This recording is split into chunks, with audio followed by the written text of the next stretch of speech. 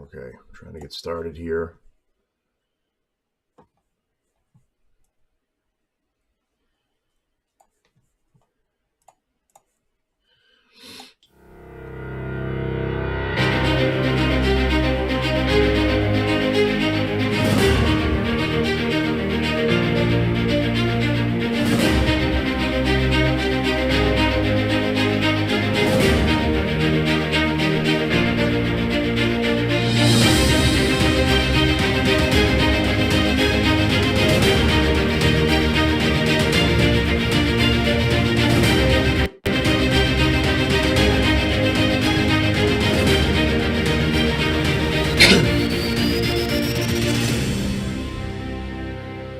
Well, hello, everyone, and welcome to the Friday roundup of the Relief Valve podcast. I'm your hostess with the mostest. What is it the mostest of? You decide. Is it nothing? That wasn't nice. So, on today's show, and what is the date today? Because I don't pay attention to the date anymore. It's the 10th of February. All the days just blend together for me now. I don't know what's one day from another. All I know is I have to go to work. And work is never ending, and that's all the only thing that I know. So I wanted to start off today's show with some big news that's out there right now. I have a lot of news to get to, and as always, I won't be able to get to it all. But first, very quickly, just to let everyone know, we're live streaming on YouTube and Rumble. Every shows Mondays and Fridays. Monday we wrap up the weekend. Friday we wrap up the week.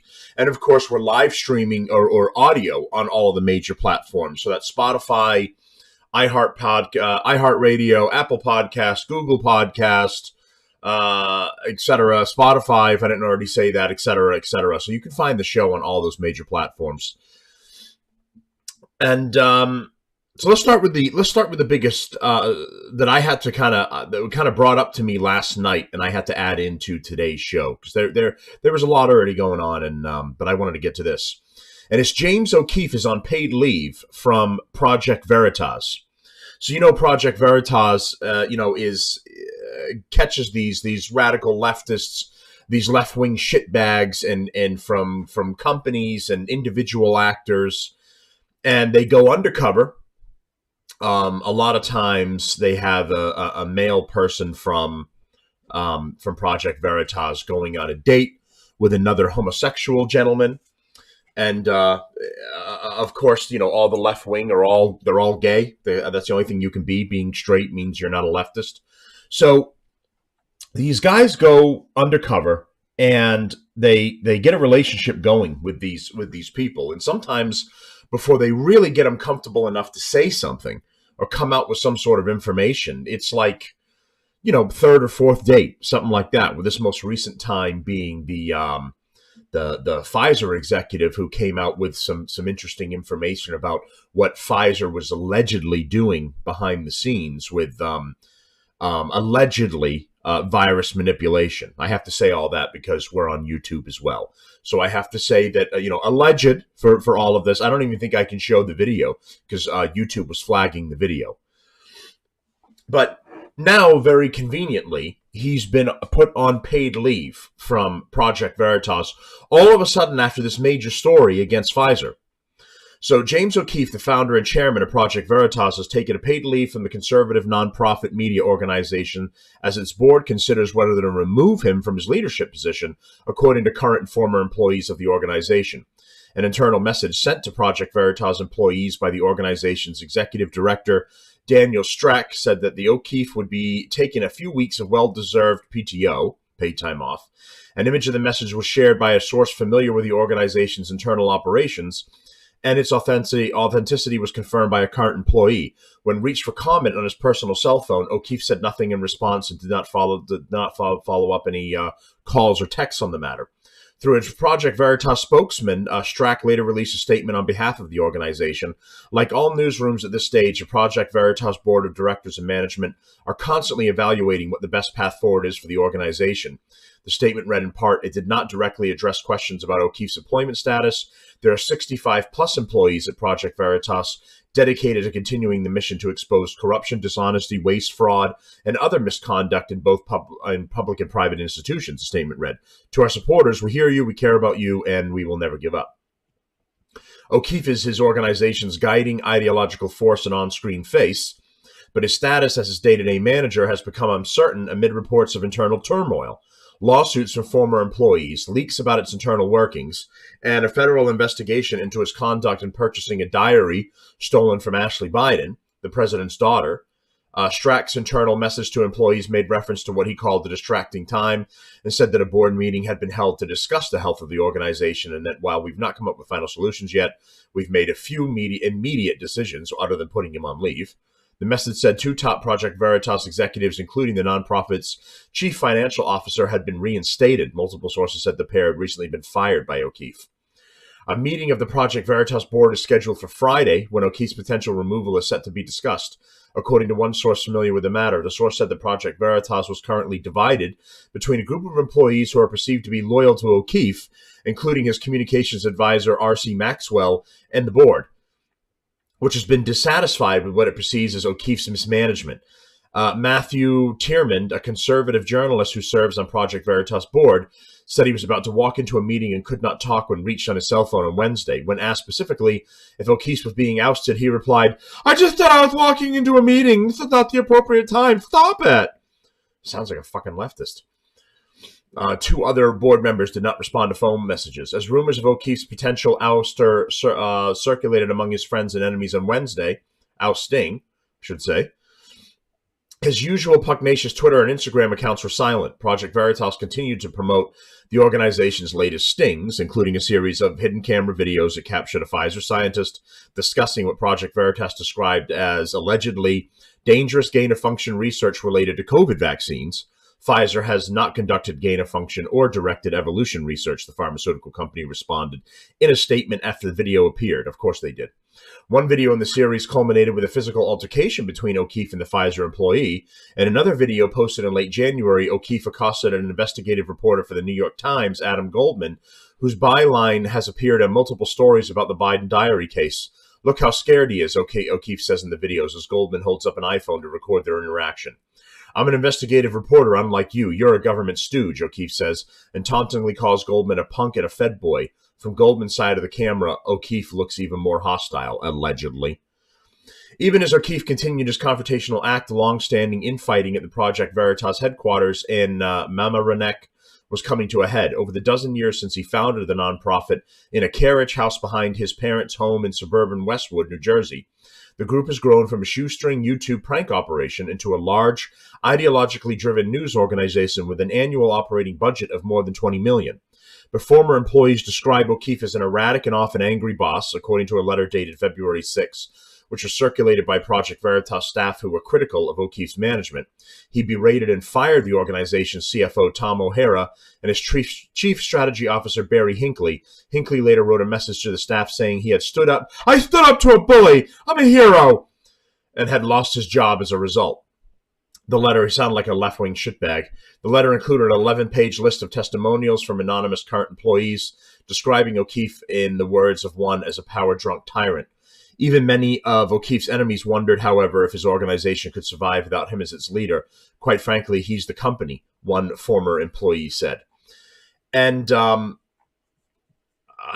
was another more detailed letter, and I didn't find it here. It was signed by several staff members. Tim Pool read it on his show. He got his hands on it from somebody else that was kind of an insider giving him information on Timcast IRL. And he read that letter on his show last night, and it was signatures from employees complaining about James O'Keefe. And a lot of it was just seemingly whining bullshit to me.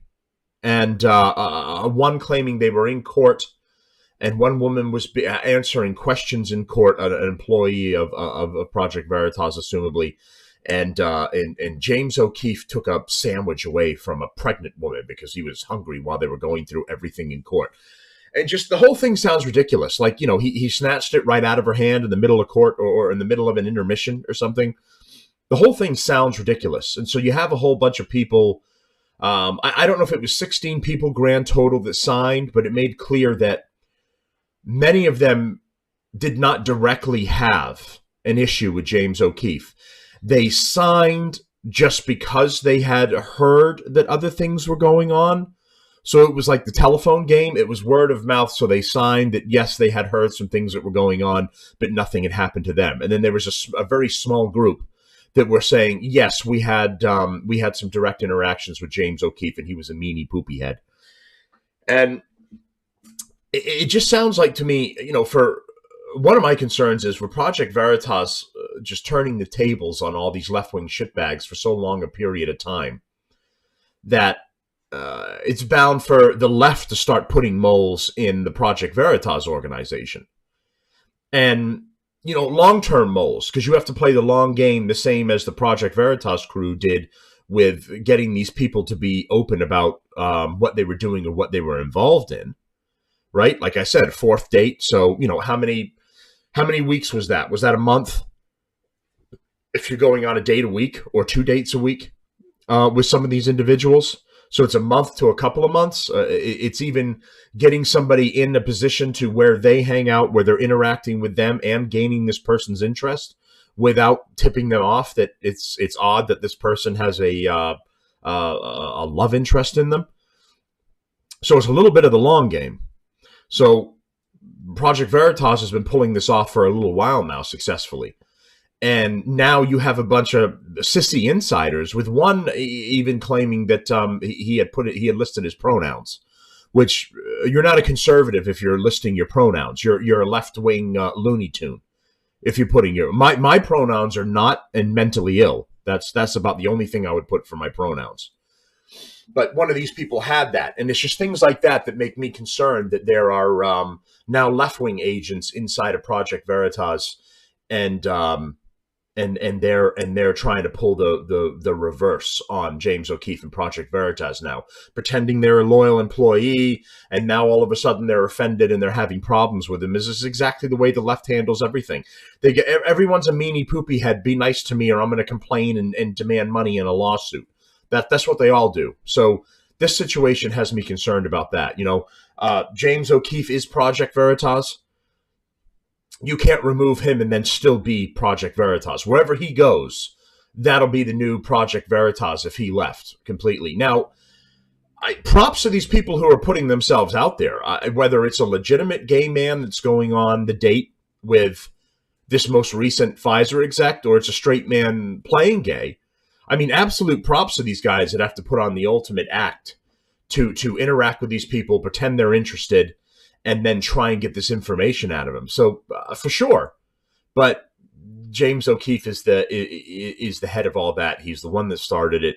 He's like the name and face of all of it. You can't just arbitrarily push him out of the way. So we'll be looking for more information about what's going on in this Project Veritas toss-up and what the deal is. He's on a paid leave right now that the board has agreed to, while all these crybabies write their little letters and cry about what's going on there, which is exactly what the left does. Real conservatives don't write letters and talk about how offended they are or how a sandwich got snatched out of their hand. You normally just do something about it if something happens. You don't go like a lefty crybaby and sit in the corner and write a strongly worded letter about it. So this strongly worded letter from a bunch of sissies at Veritas is concerning to me. And, they put James O'Keefe on paid suspension, but I say get rid of all these traitors and get in some people that aren't sissies, and then keep Project Veritas moving forward. That's what I say. They've been doing great work. They've been exposing a lot of companies and left-wing shitbags, and I think that they should absolutely keep on doing that. So another kind of side story right here that I've been wanting to get to. This is from the Sun. If you remember a couple of months ago, you remember the teenager in California that he was driving down the street and he seemed to purposefully pull his car right against a wall where a mom was walking her baby in the stroller. and seems like he purposefully hit the mom and the baby in the stroller. So a teenage driver who plowed into a mother and baby is shot dead after outrage at a low prison sentence from others. So I would call this story karma. Karma comes to visit. Karma comes to town. 17-year-old Christopher Baca was only 15 when he was sentenced to 7 months in juvenile prison for a teen who was previously involved in an intoxicated hit and run into a mom and baby is shot dead in Los Angeles. We're all very sorry to hear that. No, we're not. A 17-year-old Christopher Baca was only 15 when he was sentenced to 7 months in juvenile prison for the horrific incident. Christopher was shot dead in Palmdale, California on Wednesday evening as he walked alone. A car reportedly pulled alongside the teen and an argument began. Shots were then fired and the car fled the scene, leaving Christopher to die from his gunshot wounds. Christopher had allegedly been trying to get with a girl in a fast food restaurant before the deadly encounter. Oh, picked the wrong gang member's girl. The teen has faced trouble in the past, most infamously for the almost deadly hit and run he was involved with. On August 6th of 2021, mom Rachel and her 8-month-old baby Charlie were brutally mowed down on a Los Angeles street as she pushed her baby in a stroller. The video of Christopher smashing into the mom and baby with his black car went viral online. Mom, Rachel, and her child miraculously escaped the incident with only minor scrapes. At the time of the hit and run, Christopher was on felony probation for poisoning a high school girl's drink and was found to be intoxicated while driving the black vehicle. He just seems like an all-around good guy. It's really too bad that he was shot. I think he could have provided a lot to society. Rachel and her family moved out of Los Angeles because of the city's soft-on-crime policies. During Christopher's early release hearing, Rachel criticized Los Angeles County District Attorney George Gascon for a lenient punishment. Apparently, the mom is saddened but relieved upon news of Christopher's death. I'm willing to bet she's more relieved than she is sad. That's just a guess on my part. In a statement, she said, "The universe delivered the justice we weren't given in court, but a much harsher punishment than he would have been dealt in court of law. I think I feel shorted by the system because they didn't hold him accountable, and sad, not for him, but for his mom a little, who's a shitty mom. Because if George Gascon actually did his job, this kid would still be alive in jail." Christopher only stopped accelerating the vehicle which struck Rachel and her son when a pickup truck rammed into him. Rachel reflected, "As the car approached me and my child, I stopped walking and moved the stroller and myself up against a building on the right side of the road to ensure that we gave the reckless driver plenty of room to pass. As the car got dangerously close to us, KB turned the wheels in our direction and then accelerated as he aimed to kill us. He tried to murder 2 innocent pedestrians. Murder, and we have video evidence. My child would be dead if I hadn't been there to protect him." So there we go. There's justice for another piece of street trash. Okay, so I want to get to, let's get to something more appropriate. Speaking of cars racing out of control, and this was this kind of caught me by surprise, but for the NASCAR fans out there, Kyle Busch has been sentenced to 3.5 years in prison by Mexico. You know, Mexico, the Mexico is known for justice. Especially with the cartels running the whole show over there. But 2-time NASCAR Cup champion Kyle Busch has been sentenced to 3.5 years in prison after violating Mexican gun laws while on vacation last month. So shouldn't every cartel member be locked up by the same... I'm willing to bet all of the Mexican cartel members do not have all of their licenses and permits. Busch confirmed the incident in a statement on social media Monday, adding that he returned home to North Carolina and his family considers the issue closed. He said he accepted the penalties, but it isn't clear how his 42-month prison sentence was resolved. He was also fined the equivalent of 20,748 pesos, which is about $10, which comes out to just under 1,110, according to a press release from the Mexican Attorney General. Mira, we gotta pay 50 million pesos, okay? That's $20. In the statement, Busch 37 said he and his wife Samantha were departing Mexico after a vacation in late January when his handgun was detected in his luggage during the airport screening. "I have a valid concealed carry permit from my local authority and adhere to all handgun laws, but I made a mistake by forgetting it was in my bag." You didn't forget. You had it because you were going to Mexico, and that's because you're smart. No one should go to Mexico unarmed, in my personal opinion. Discovery of the handgun led to my detainment while the situation was resolved, he added. I was not aware of Mexican law and had no intention of bringing a handgun into Mexico. Well, most of us weren't even aware that Mexico has laws, so we're right here with you, Kyle. Bush was charged with carrying a firearm without a license and possession of cartridges for the exclusive use of the armed forces, according to the Mexico Attorney General. Oh, Kyle's got the hookup with the military. A translation of the Attorney General's press release described Bush's pistol-type firearm as a .380 with a magazine stocked with 6 useful hollow-point cartridges. The press release states that Bush was sentenced through an abbreviated procedure. It also identifies Bush as Kyle N., while a previous version said Kyle Thomas B. Bush's middle name is Thomas. Since first being detained on January 27th, Bush finished third in the Clash at the Coliseum race Sunday, February 5th, a NASCAR spokesman told AutoWeek that with the information we received, we did not feel that this warranted any disciplinary action. And it doesn't. It's nothing to do with NASCAR. So, our thoughts and prayers to Kyle Busch, who has to spend 3.5 years in a prison, a Mexican prison, and I can think of far fewer worse fates. So hopefully he can appeal or get out, or maybe pay like a couple more pesos, and he can just get the hell out of there. So going to the State of the Union address, I thought about doing a show and going through some of this, and it's just so awful. There were so many lies and so many screw-ups by Dementia Joe. By the time I'd followed some other people's analysis, and I'd been kind of forced because of that to watch it a couple of times. I take a sip of coffee there. That I'm not sure I could stomach going through it again. You know it was going to be lies and bullshit. You knew that Dementia Joe was going to claim that he had great accomplishments that are not actually true. Like the economy's doing great. It isn't. Not when you're paying like $10 for a dozen eggs at the supermarket. That is not a good economy. Families are struggling. They're losing their savings. They're either barely making their rents or mortgages or not at all. And, of course, we have Chinese spy balloons. You know, he's protecting the country, but Chinese spy balloons are flying over and, you know, taking pictures and audio.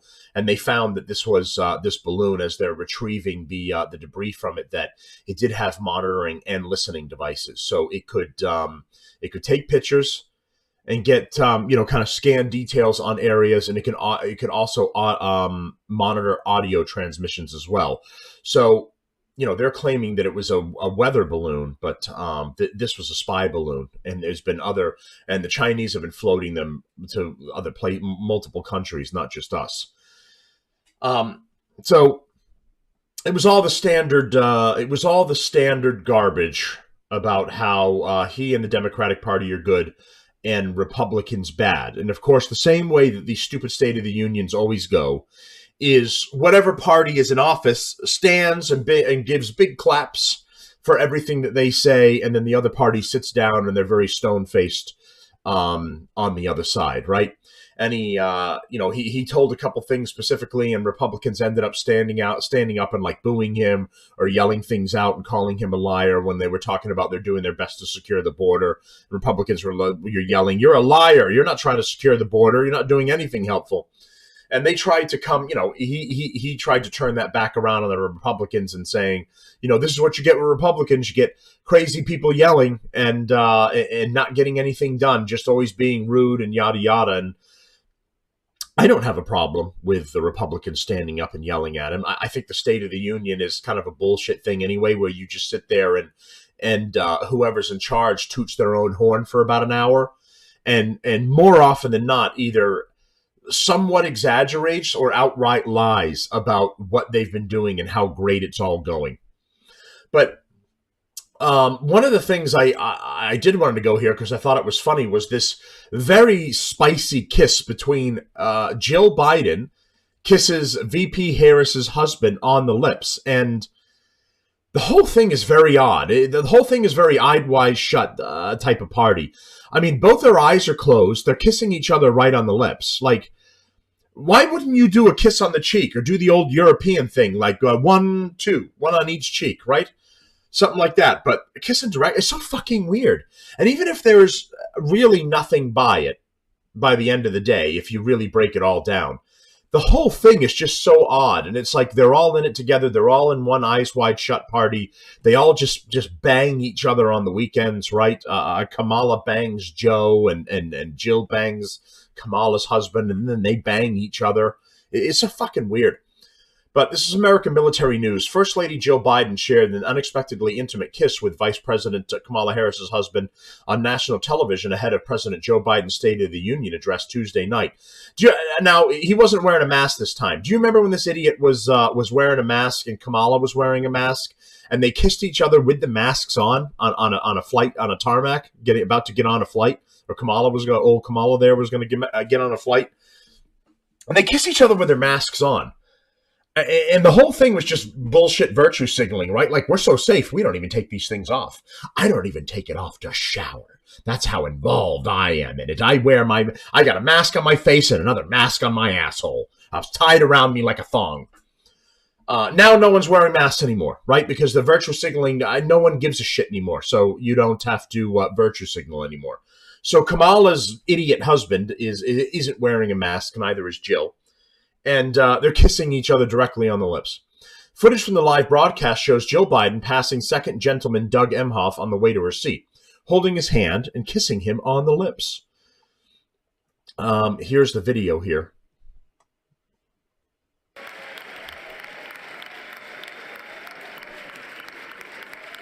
It's one quick peck directly on the lips. It is so bizarre. That's just not what you do when you're married, and two, you're with the other people than this their spouse.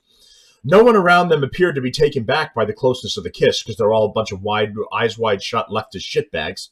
Afterward, Biden seemingly hugged a woman next to her and shook hands with two people in the next row. Rock star Bono. Isn't fucking that lefty Bono show up for everything? Whatever it is that's a left-wing Democrat thing, fucking Bono's there. I doubt he has anything else going on, right? Does YouTube even make music anymore? Paul Pelosi's husband, the next star Bono, and Paul Pelosi, husband of Rep. Nancy Pelosi. At the time, Harris was standing at the rostrum next to House Speaker Kevin McCarthy, where President Joe Biden would deliver his second State of the Union address about 10 minutes later. The moment came about 13 minutes into CNBC's full broadcast of the address. Bewildered viewers immediately began picking the moment apart on Twitter. Daily Wire senior editor Cabot Phillips tweeted, "Is this normal?"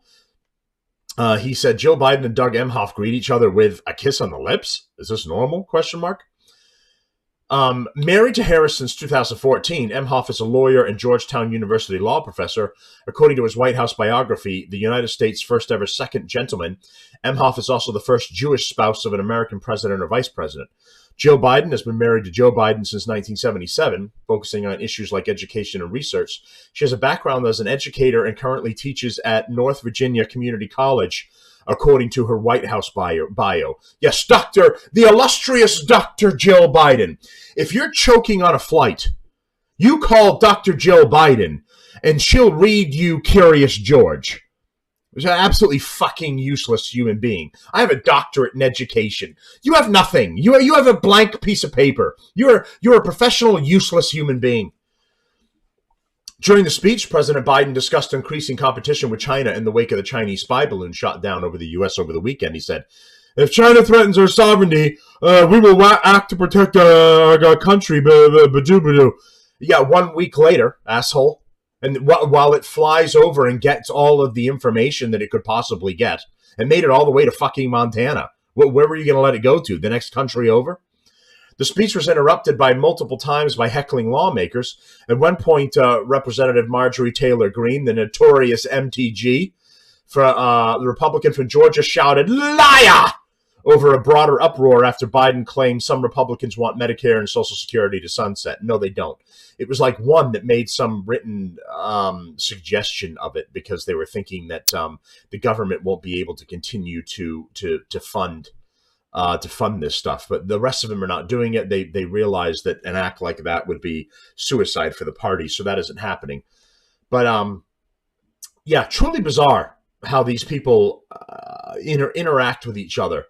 Like that's normal. That you or I would walk up to, we're with another couple, or we're with our co-workers at some sort of official event, and we walk up and we kiss the person that's our other on the other side directly on the lips. Would any one of you be okay with that?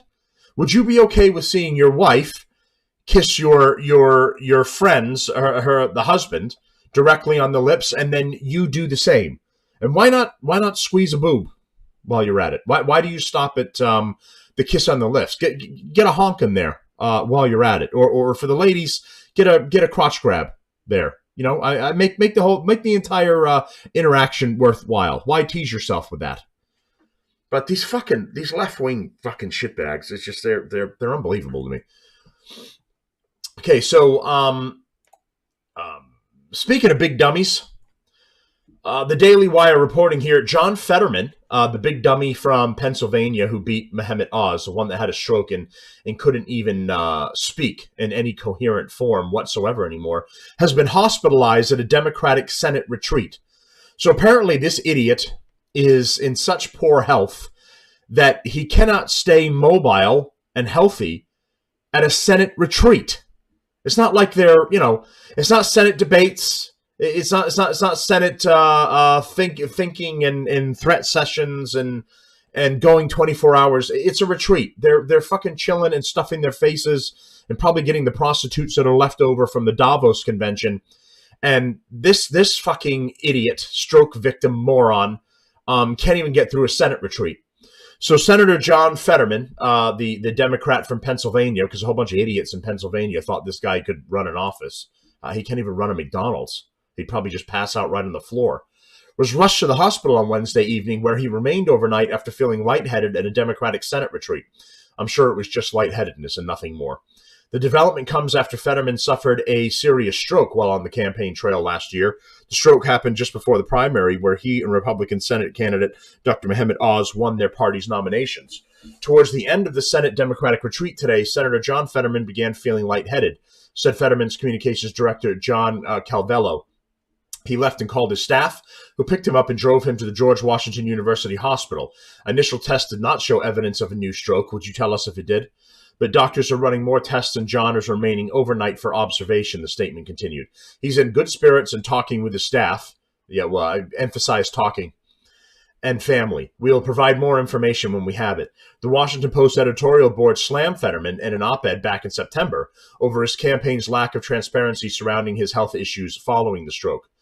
Since returning to the campaign trail, Mr. Fetterman has been halting his performances, the editorial board wrote. He stammers, appears confused, and keeps his remarks short. That sounds like Joe, old dementia Joe. He's held no news conferences. Mr. Fetterman acknowledges his difficulties with auditory processing, which make it hard for him to respond quickly to what he's hearing. He receives speech therapy, and we wish him a speedy, full recovery, but the lingering, unanswered questions about his health, underscored by his hesitation to debate, are unsettling. The newspaper also said that Fetterman's team was not credible when discussing the senator's health because they were not forthcoming with how serious the situation was after he suffered the stroke. The Fetterman campaign squandered credibility by concealing from the Republic for 2 days after his stroke that he'd been hospitalized. The op-ed continued. It waited weeks longer to reveal a more complete picture of his medical history, including that he had been diagnosed in 2017 with cardiomyopathy. Mr. Fetterman had a pacemaker with a defibrillator implanted after the stroke. The campaign's response to questions about Mr. Fetterman's health is to point to a doctor's note released more than 14 weeks ago. Yeah, the doctor's note is also not only a supporter of his campaign, but a financial supporter as well. So, of course, the doctor wrote the note, which said he should be able to campaign and serve in the U.S. Senate without a problem if he takes his medications and exercises. Yeah, and then you implant the gigantic computer directly into the center of his body so that he can actually process auditory information coming into him. This idiot is supposed to sit in the halls of Congress with debates going on and try to process in real time what everyone else is saying normally. And I think he's just going to like melt down and shut down like a broken Terminator or something. The editorial board said that Fetterman pointing to a 4-month-old doctor's note was not good enough and that he should release his medical records for independent review. That's 100% correct. So, all right. Where are we here? Okay, we're at 33 minutes. So let's see what else I want to get to here. Let's do a couple more information about left-wing shitbags. So Fox News reporting on this one, an ABC producer who died reportedly choked on his food while drunk after the network said he suffered a heart attack. That's a whole bunch of things to happen at once. A whole bunch of just a whole bunch. And that the heart attack is interesting. Since I'm on Twitter, I can't offer an opinion on how this interesting heart attack just popped out of nowhere. I can't get into more of that about how that can happen. Odd that so many are happening. Wouldn't one think? High school students and athletes and others dropping dead on the field, seemingly for no real reason. There must be a. I heard there was a season of strokes existed, allegedly. And I wonder if we're in that season right now. It's like the fall, but for strokes. And I'm sure that's precisely what it is, and there is no other factor. But let's get into this ABC leftist shitbag. Dax Tajira and his wife allegedly left their 2 young children unattended in a hotel room as they dined out. More details are emerging surrounding the shocking death of up-and-coming ABC News producer Dax Tajira, who died in December at age 37.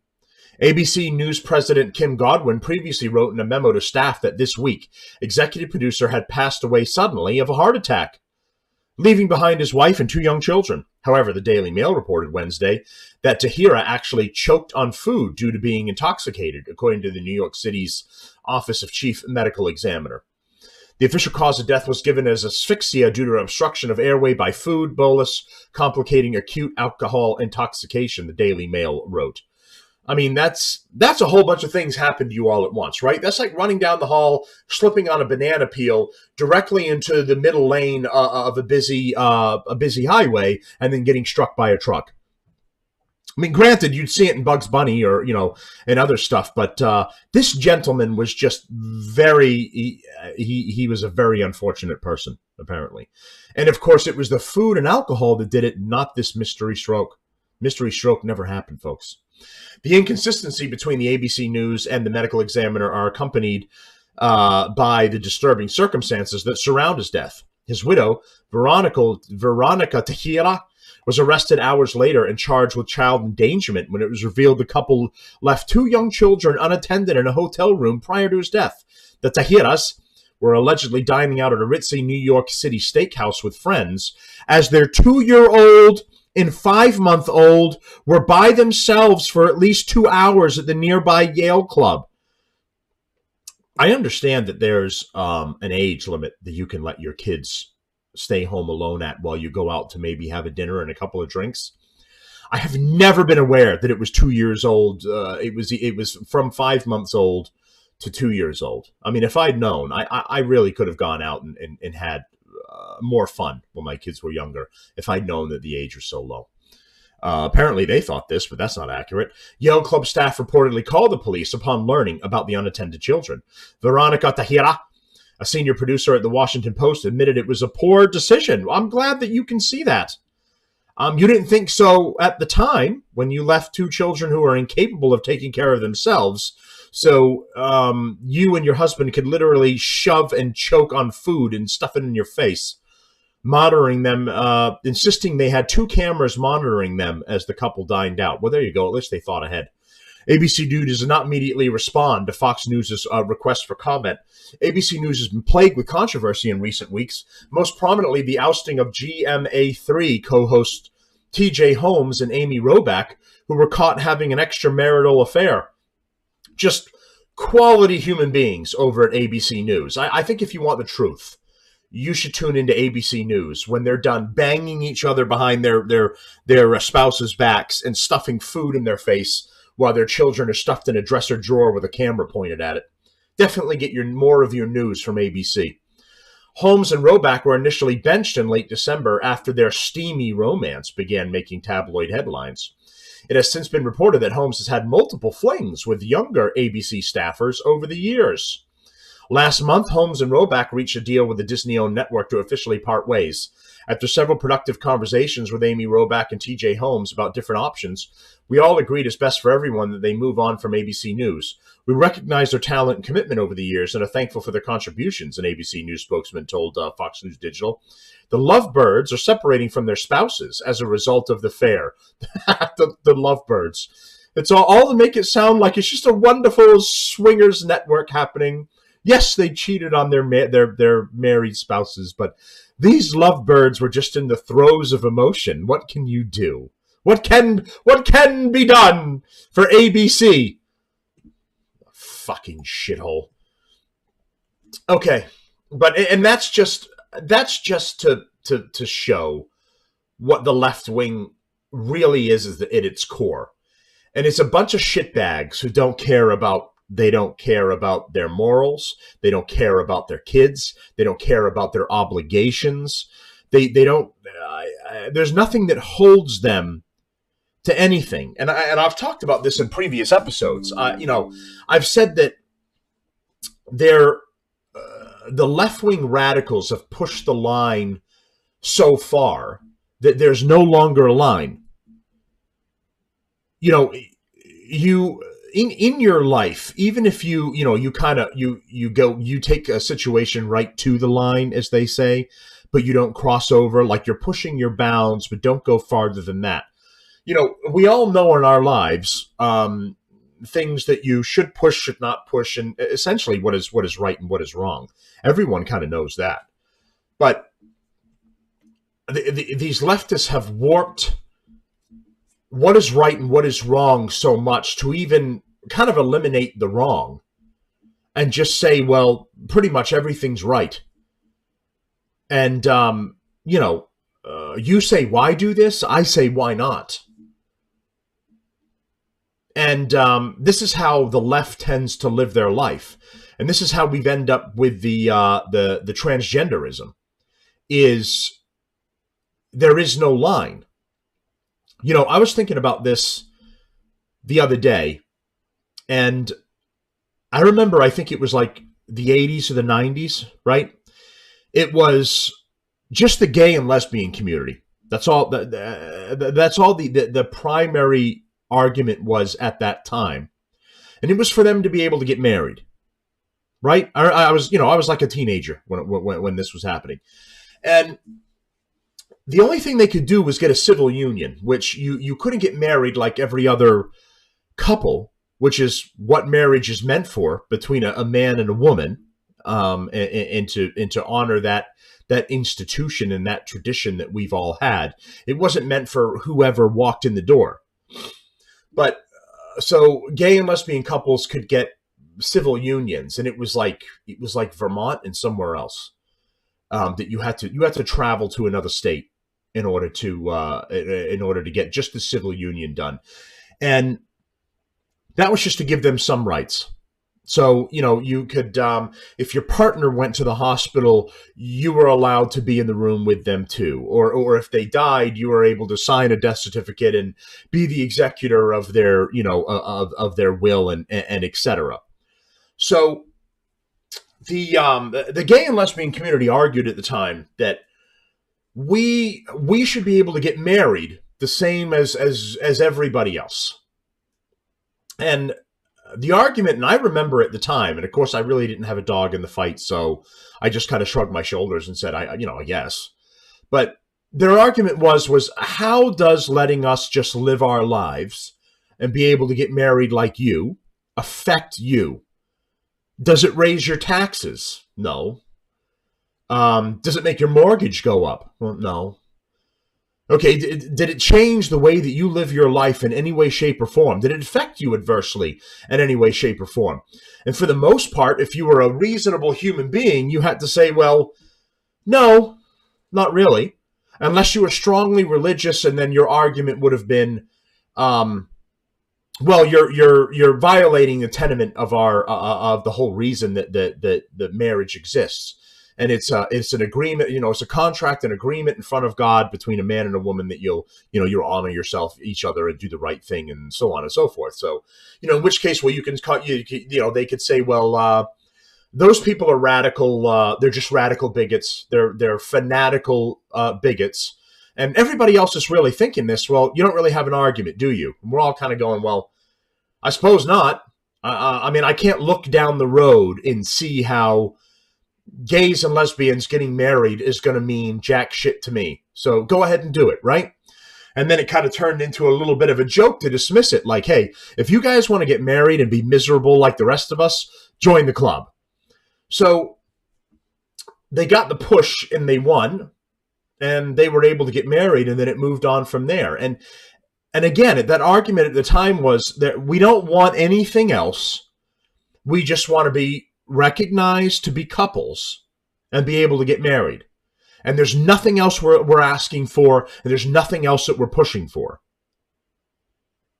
And now you have this ideology being forced on our children in schools. The trannies have joined the show, and they're shoving this down children's throats. You have idiot parents taking their children to drag queen story hours, where if anyone can explain to me the educational value of a dude with a beard and hairy legs in a dress reading your child a story, I would love to hear you spin that into this is an enriching and educating experience for everyone. I'd like to hear how that helps the child. What you are doing is normalizing for that child a hairy, bearded dude in a dress. That is the intent of that action, is to normalize this for children so that when you see trannies everywhere you go, oh, it's a tranny. What's the big deal? I've seen those. One used to read me stories at my local library when I was a kid. That's the whole point of doing it. It's grooming children. There is no educational value to it at all. You can either have a normal man who's an author of the book read the children a story. You can have a woman who's the author of the book read them a story. Or someone who volunteers at the library or at the school that's a normal human being that can read the story for the sake of reading the story to the children. But you really don't need anything beyond that.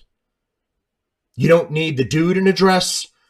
You don't need the woman in a bikini reading the story to the children. You just need an appropriate situation. But all of this is exactly what the left hates that you say. This is the grooming of the children.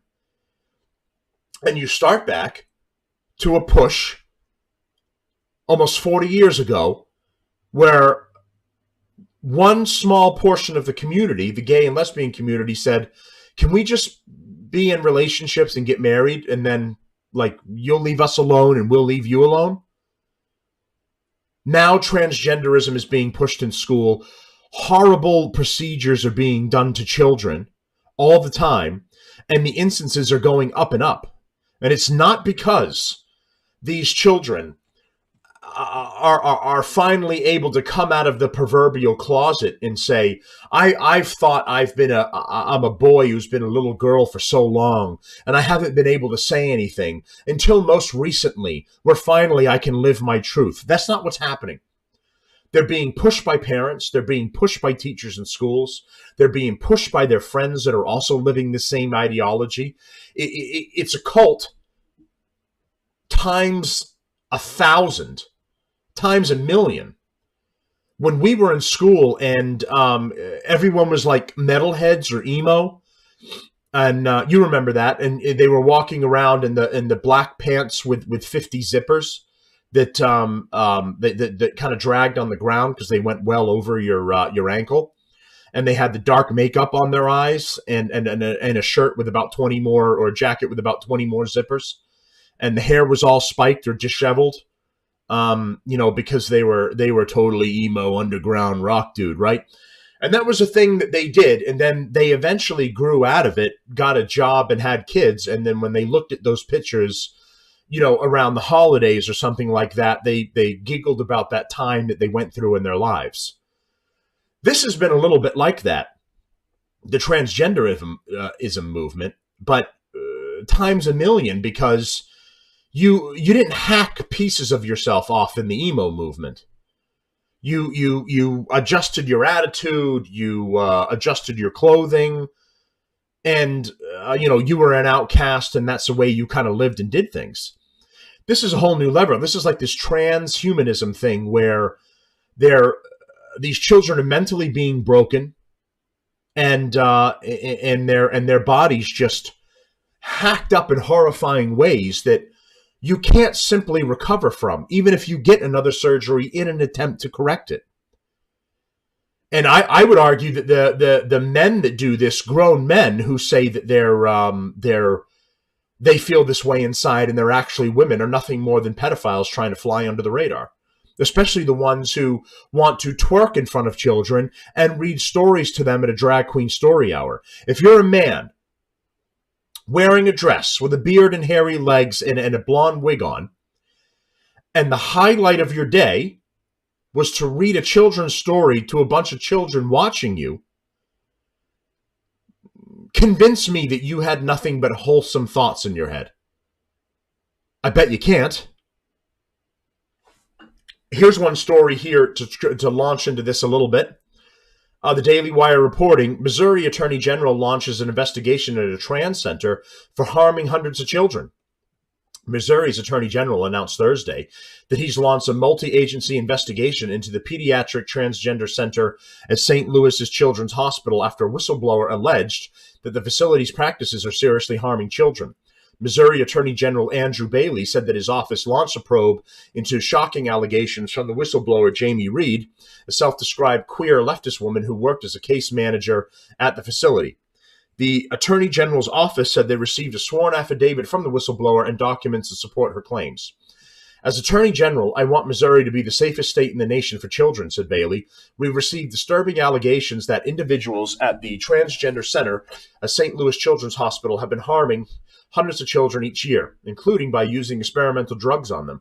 We take this evidence by using experimental drugs. We take this evidence seriously and are thoroughly investigating to make sure children are not harmed by individuals who may be more concerned with a radical social agenda than the health of children. Reed said that she left the clinic last November because she could no longer participate in what was happening there. Some of the most explosive claims included in Reed's affidavit include, on several occasions, the doctors have continued prescribing medical transition even when a parent stated that they were revoking consent. The center does not require children to continue with mental health care after they prescribe cross-sex hormones or puberty blockers, and even continues those medications when the patients directly report worsening mental health after initiating those medications. I've seen puberty blockers worsen the mental health outcomes of children.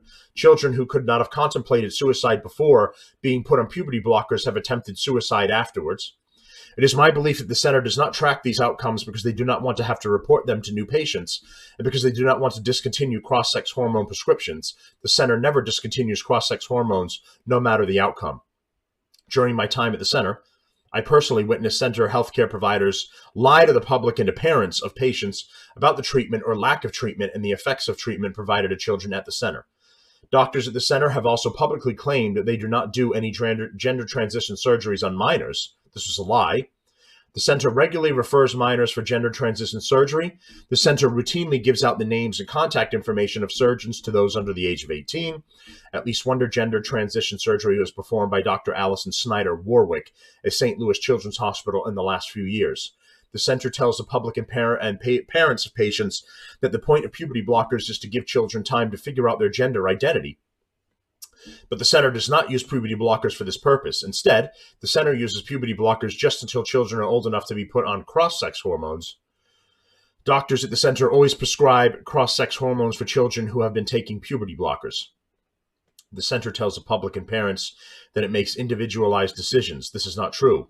Doctors at the center believe that every child who meets 4 basic criteria, age or puberty stage, therapist letter, parental consent, and a 1-hour visit with a doctor, is a good candidate for irreversible medical intervention. When a child meets these 4 simple criteria, the doctors always decide to move forward with puberty blockers or cross-sex hormones. There are no objective medical tests or criteria or individualized assessments. And the loose criteria that they put in, not that this whole thing is not just one big bag of shit, but let's pretend for a minute that they're all really trying to approach this from a professional basis, and if someone genuinely needs it or not. the criteria are so loose. You meet for like an hour with someone who is already on your side and is already going to push you to move forward with what you want to do. It's just a facade to sit down and have this meeting with this person. And I've seen this story from multiple people who have transgendered. They've stopped their progression and they've tried to go back to normal again. And they've said just about anyone in the field, in this particular field that's pushing for this, that you end up talking to or having a meeting with or having questions or being evaluated by are already an advocate for it. And, unless you're there playing a prank with your friends and you're saying ridiculous things, they're going to okay you to move forward. Even if you have the slightest, well, I don't really know what I am and I don't know what I want to do. I thought about, I could be a policeman. I thought I could be an astronaut. Or I thought about being a tranny. Can I be a tranny? And they go, sure.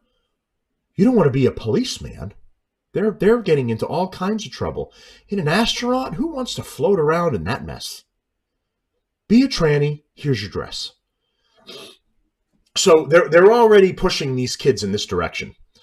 So the center tells the public in child meets 4 simple criteria. Okay, one doctor at the center, Dr. Chris Lewis, is giving patients a drug called bicalutamide.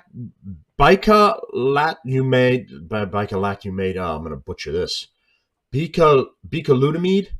The drug has a legitimate use for treating pancreatic cancer, but it has a side effect of causing breasts to grow, and it can poison the liver.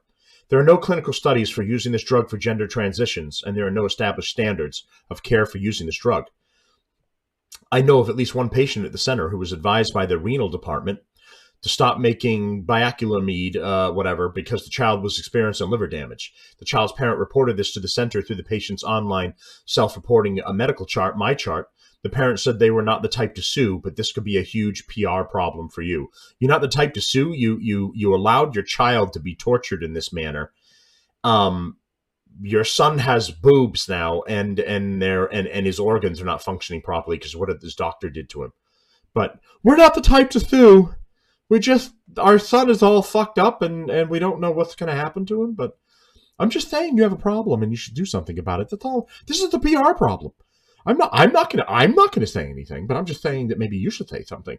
And in the meantime, our son is puking up his organs. Fucking shit parents. Those are the ones who should be investigated by DCF. Those pieces of shit. Children come into the clinic using pronouns of inanimate objects like mushroom, rock, or helicopter. Children come into the clinic saying they want hormones because they do not want to be gay. Children come in changing their identities on a day-to-day basis. Children come in under clear pressure by a parent to identify in a way inconsistent with the child's actual identity. See, again, these parents pushing them. In all these cases, the doctors decide to issue puberty blockers or cross-sex hormones. And for the life of me as a parent, how these fucking parents can, to make yourself feel better that you're progressive, so you tell your kid, you don't have to be a boy or a girl, be whatever you want to be. Be a helicopter, be a choo-choo train, be a mushroom head. In one case where a girl was placed on cross-sex hormones, I found out later that the girl desired cross-sex hormones only because she wanted to avoid becoming pregnant. That's one fucking way to do it, huh? There was no need for this girl to be prescribed cross-sex hormones. Why couldn't you just go get fucking regular stuff? Why'd you have to go do that? What she needed was basic sex education and maybe contraception. Yeah, that. An adequate assessment before prescribing hormones with... So someone comes in, I'm like, I thought this was a hospital, but it says it's the Center for Transition. Can I have I just don't want to get pregnant.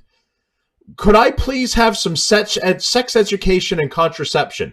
Said, sure. Have you thought about being a tranny? It's fucking... It's like they're fucking trying to set... We've got a warehouse full of fucking tranny serum in the back, and, we're fucking giving this shit away. What do you want? Does your foot hurt? Have you thought about being a tranny? Because your foot won't hurt anymore. Fucking take one of these vials and we're going to cut shit off. I guarantee no more foot pain.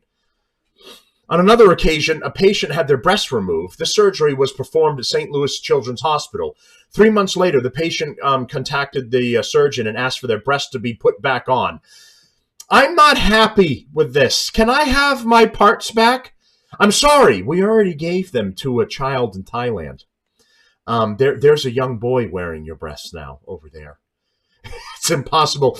If you read the sign when you walked in, there's a very clear no return policy. Had a requisite and adequate assessment been performed before the procedure, the doctors could have prevented this patient from undergoing irreversible surgical change. It is my belief that the center does not track these outcomes because they do not want to have to report them to new patients and because they do not want to discontinue cross-sex hormone prescriptions. The center never discontinues cross-sex hormones, no matter the outcome. In just a 2-year period from 2020 to 22, the center initiated medical transition for more than 600 children. About 74% of these children were assigned female at birth. These procedures were paid for mostly by private insurance, but during this time, it is my understanding that the center also billed the cost for these procedures to state and federal publicly funded insurance programs. Do you remember when I started this whole thing? And I said that gays and lesbians just wanted to get married and have their relationships and live their lives. And what did it have to do with you? That was the question. How was it going to affect your life? How was it going to take money out of your pocket? What was it going to do to your family? The answer then was nothing.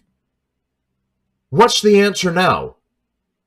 Taxpayer money being used to transition and brutalize children. It being forced onto your families, into your mindset and daily lives, on television programs, on movies, on fucking games right now. I'm a Harry Potter fan. I just bought the new Hogwarts Legacy game, right? So the whole radical left is up in arms because obviously, you know, J.K. Rowling is not the one that sat down in front of a computer and made this game. But J.K. Rowling is against transgenderism. So the whole community is like, if you buy this game, you are accepting J.K. Rowling's ideology.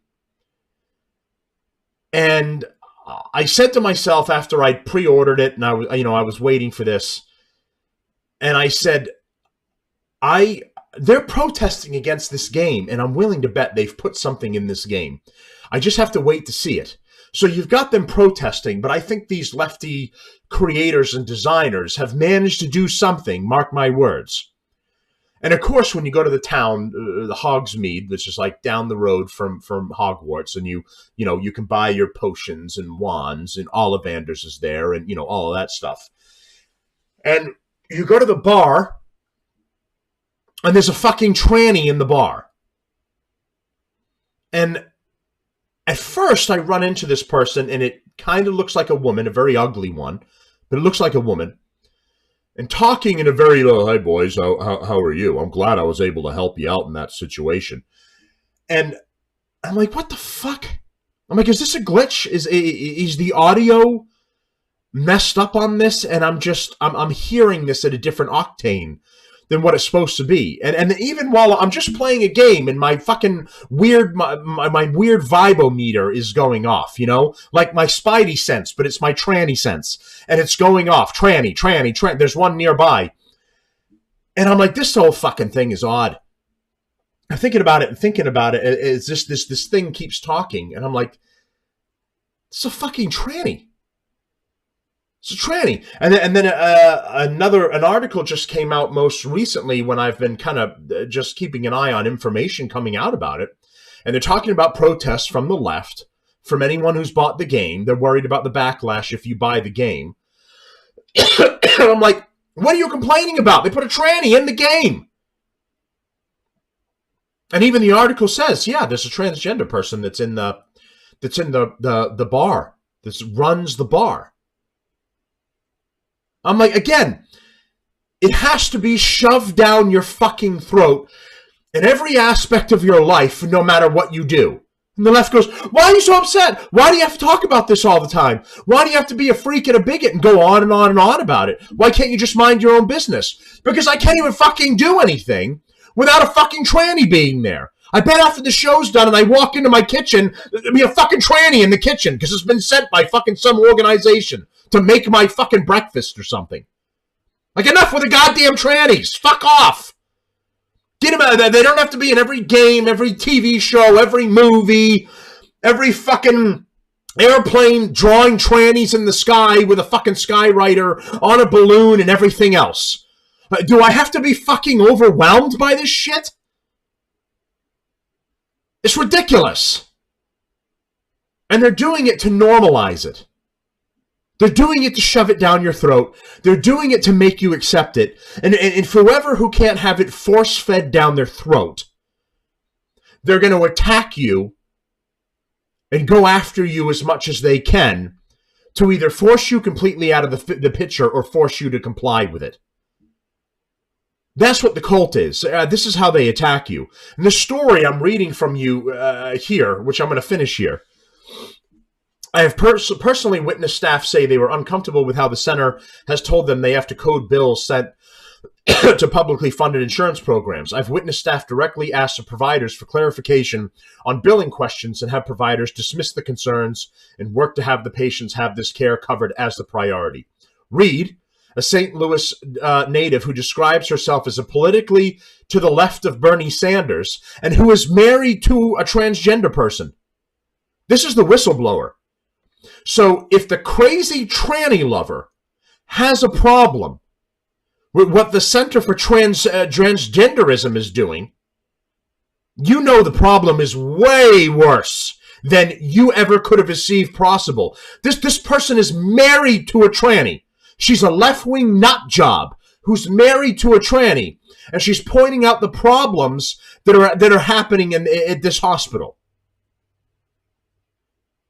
I mean, that's the worst of the worst talking about the worst. Politically to the left of Bernie Sanders, took a job at the Transgender Center in the summer of 2018, where she was a case manager responsible for patient intake and oversight. Soon after my arrival at the Transgender Center, I was struck by the lack of formal protocols for treatment. How about the lack of any common sense? Were you struck by that? You don't have any. The center's physician co-directors were essentially the sole authority. During her 4 years at the Transgender Center, Reed said she noticed a significant increase in teenage girls seeking to transition to male with comorbidities such as depression, anxiety, ADHD, eating disorders, obesity, autism, or autism-like symptoms. Until 2015 or so, a very small number of these boys comprised a population of pediatric gender dysphoria cases, said Reed. Then across the Western world, there began to be a dramatic increase in a new population. Teenage girls, many with no previous history of gender distress, suddenly declared they were transgender and demanded immediate treatment and testosterone. And this is just this weird, crazy fad going out there that they're all jumping onto because their friends that have already bit the bullet and done it are pushing them to join the club. Reed and her colleagues recognized that the rapid increase in patients seeking transition could be a manifestation of social contagion, especially when clusters of girls arrive from the same high school, but their concerns were allegedly dismissed by the physicians. Of course not. Just hack shit off, get paid, make tons of money. Keep pushing this thing, man. Ride it until the wheels fall off. Anyone who raised doubts ran the risk of being called a transphobe, said Reed. The process to begin medical transition, like other pediatric gender clinics all over the country, only requires a letter of recommendation from a therapist after 1 or 2 visits. Reed said the Transgender Center made this process simple with recommendations of gender-affirming therapists and offered a template letter of support. A single visit to an endocrinologist from a testosterone prescription followed. Reed came to believe that the long-term effects of testosterone, including infertility, are not fully understood by minors and that the current treatment system is failing to do no harm. Are failing to do no harm. Our patients were told about some side effects, including sterility, said Reed. But after working at the center, I came to believe that teenagers are simply not capable of fully grasping what it means to make the decision to become infertile while still a minor. No shit! This is why it shouldn't be happening to children and minors.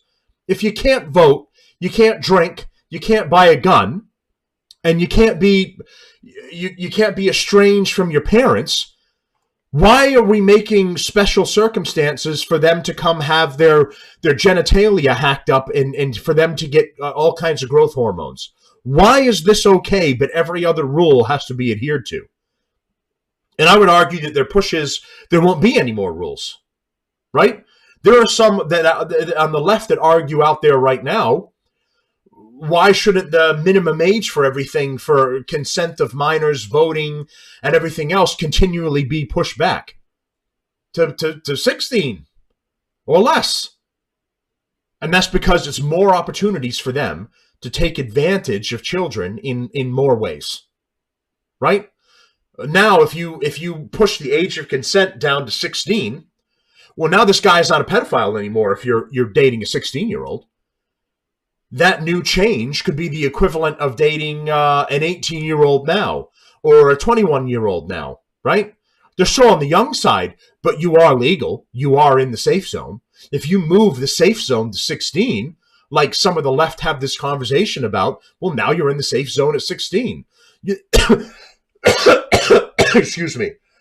You're not a pedophile anymore. You're not doing anything wrong anymore. And that's part of this push. If you can go in there at 16 or earlier and consent to all of this, then, I mean, that's a big consent right there. So why not be able to drink or drive or do anything else that an 18 or 21-year-old, right? You have to be 21 to rent a car.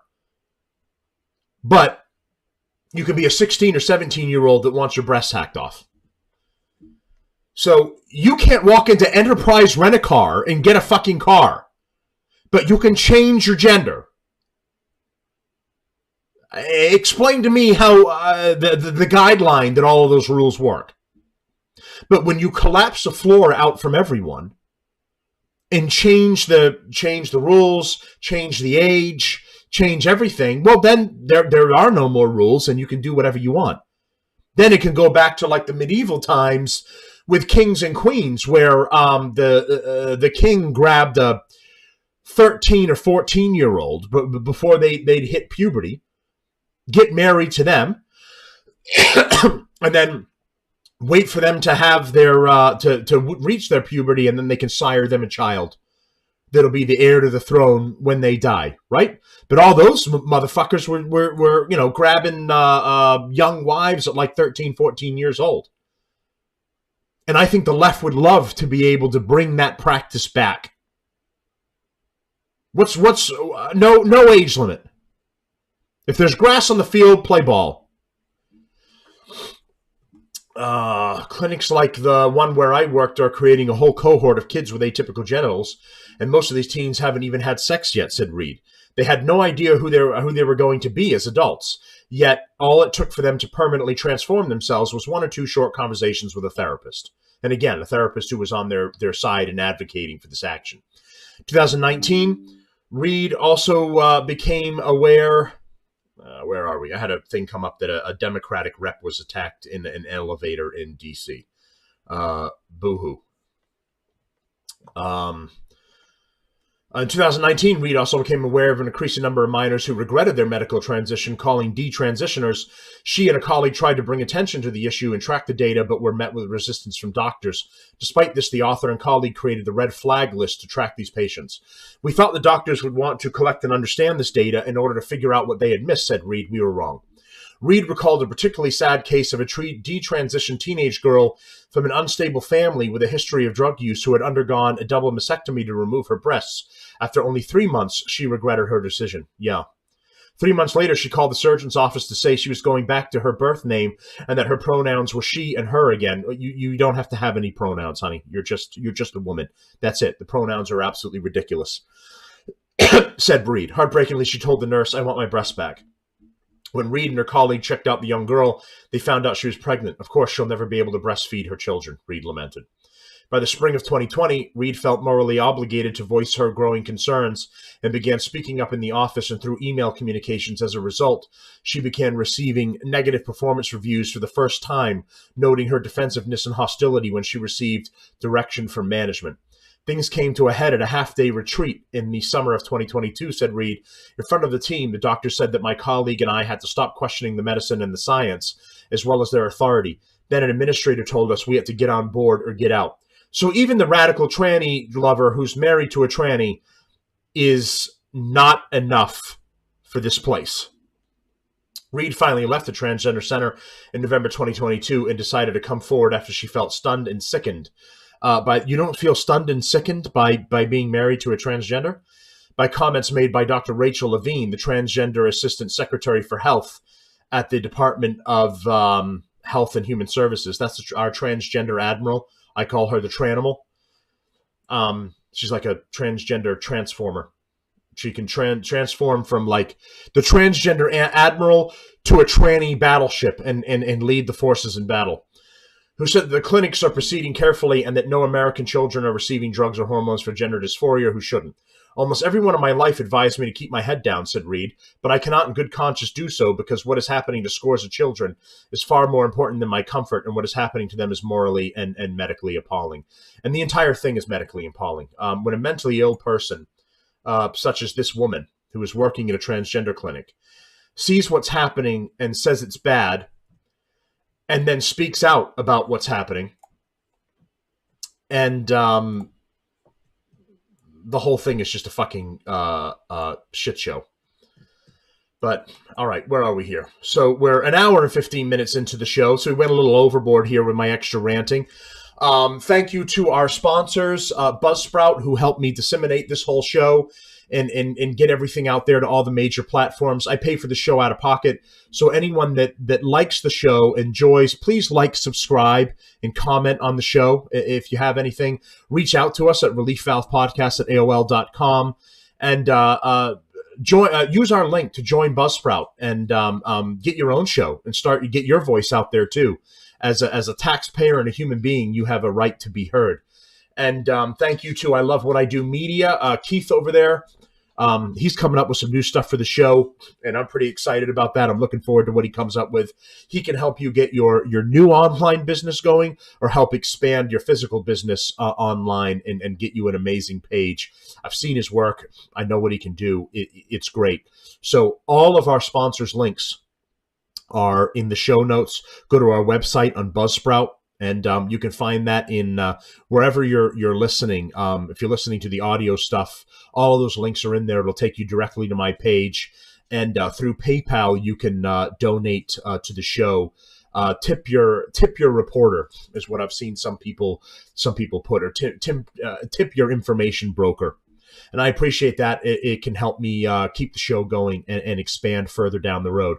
All right, so that's a weekly roundup. I'm going to try and throw up some extra shows that I can't get to online on YouTube and Rumble, and I encourage you to grab some more stuff over there and check out things that I only have a certain amount of time that I can post on the audio before I'm looking at a different additional kind of overage payments. So I try to keep the shows to a certain minimum, about 45 minutes to an hour if possible. But thanks to everybody for following the show and supporting, and please continue to support us. Like, subscribe, comment, follow us on the audio portions, and we'll upload some more on the weekend. And we'll see you Monday for the craziness that inevitably ensues on for the weekend roundup on Monday. All right, thanks everyone.